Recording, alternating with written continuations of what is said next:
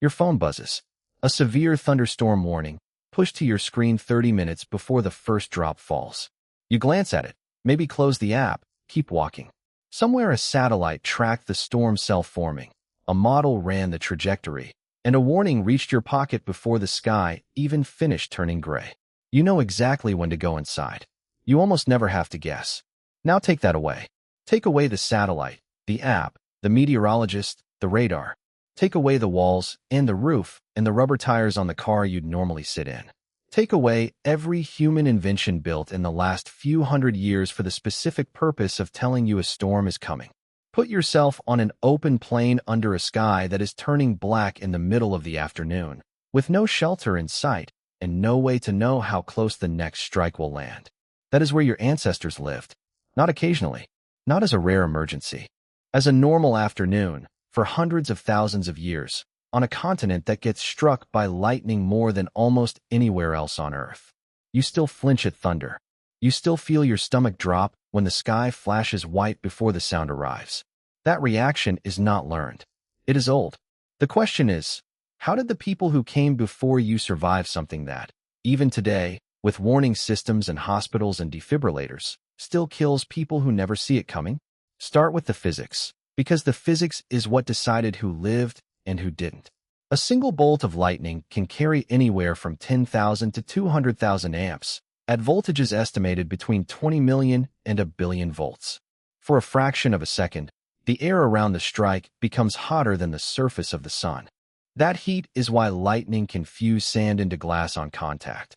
A phenomenon called a fulgurite, cylindrical scars of melted rock and sand that geologists still dig out of the ground today, some of them thousands of years old, frozen records of a strike that happened before anyone was around to name the place it happened. But here is the detail that should surprise you. Most people struck by lightning do not die. Modern data consistently puts the survival rate near 90%. Lightning doesn't kill the way people assume it does, cooking a body from the inside. In the majority of fatal cases, lightning kills through cardiac arrest. The current passes through the body in a fraction of a second, disrupts the heart's electrical rhythm, and the heart simply stops.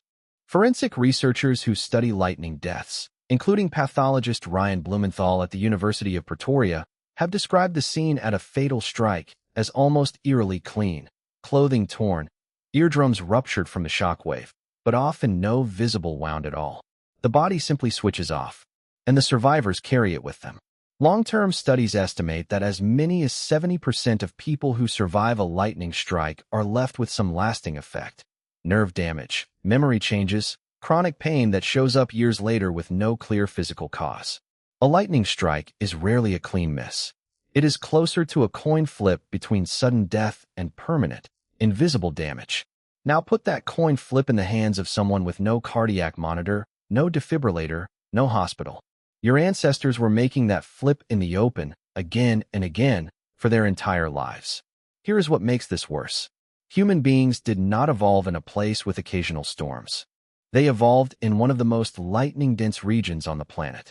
Satellite data collected over nearly 2 decades shows that the tropical band circling the equator, the same latitudes across Central Africa where the earliest populations of Homo sapiens lived and moved, absorbs a disproportionate share of all the lightning that strikes the Earth.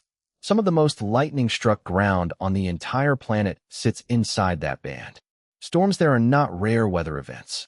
They are a near-daily feature of the climate, especially in the wetter seasons, building fast in the afternoon heat and discharging with a frequency that dwarfs almost anywhere else humans would eventually settle.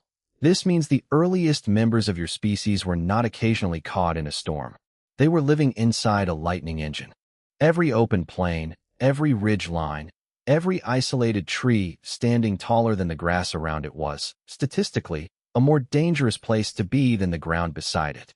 Ecologists studying tropical lightning strikes today have found that lightning disproportionately targets the tallest object in a landscape, which is exactly why a lone tree on an open plain is so often destroyed while the grass around it is untouched. Your ancestors did not need a physics textbook to notice this pattern. They only needed to watch it happen enough times. That observation, stay low, stay away from the tall lone object, don't be the highest point in an open space. is one of the oldest pieces of practical knowledge a human being could learn, and one your body still remembers. It is why the instinct to crouch and make yourself small during a storm feels so automatic. It is not decision-making. It is inheritance. Picture a group moving across open grassland in what is now East Africa, perhaps 80,000 years ago. It is late afternoon, the heat of the day just beginning to break. The clouds have been building since noon, stacking higher and darker over the hills to the west, the way they do most days in the wet season. The group knows this pattern. They have seen it their whole lives. Someone notices the wind shift first, cooler air moving ahead of the storm. Then the first flash, far off, followed seconds later by a low roll of thunder. They know what that gap means. Close together in time, the storm is close. Far apart, there is still time to move. There is no cave nearby, no deep shelter. What there is a shallow depression in the land, low ground away from the single acacia tree standing alone against the skyline, half a kilometer off. They move toward the low ground, not the tree. They crouch, not lie flat, keeping their bodies small and their contact with the earth minimal. They wait. The storm passes overhead in under 20 minutes. The lightning strikes twice within sight of the group, once close enough that the thunder arrives almost on top of the flash. Nobody is hit. Not because of luck alone, but because of a decision made from pattern recognition passed down from everyone who had survived a storm before them, and repeated by everyone who wanted their children to survive the next one. Your ancestors could observe the pattern of lightning. They could not explain the mechanism. And when humans encounter something powerful, dangerous, and unexplainable, they do something remarkably consistent across every unconnected culture on Earth. They give it a face. Independently, with no contact between them, cultures across the entire span of human history arrived at the same conclusion: that lightning was not a random accident of weather, but the deliberate act of a being with power over the sky. The Greeks gave it to Zeus. The Norse gave it to Thor and his hammer. The Yoruba people of West Africa gave it to Shango, a god so directly associated with lightning that a tree struck and burned by a bolt was treated as a mark of his presence. Across the Vedic tradition, it was Indra. Across the plains and forests of North America, dozens of distinct nations built entirely separate traditions around a thunderbird whose wing beat was the thunder and whose eyes threw the lightning itself. These were not the same story told twice. They were the same problem solved independently, over and over, by people with no way to compare notes.